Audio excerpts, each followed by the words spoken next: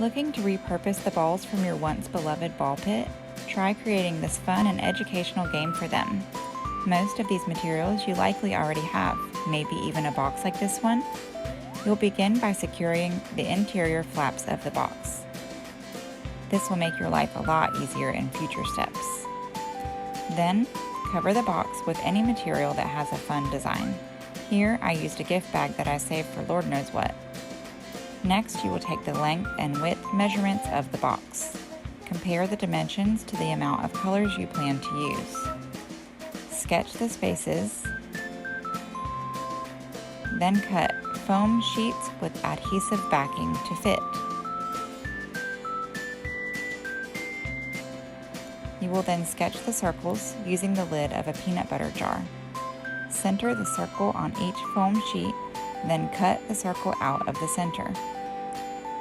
You'll do the same on the center of each shape you previously sketched onto the box.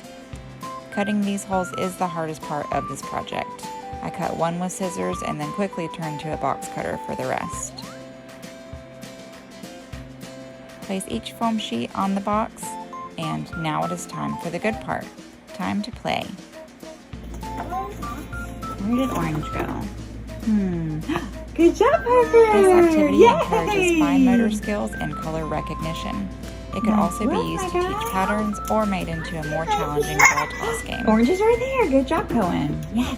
Make cleanup a breeze by placing a basket under the box for quick ball collection. To see more ideas like this one, subscribe to my YouTube at Allison's Wonder.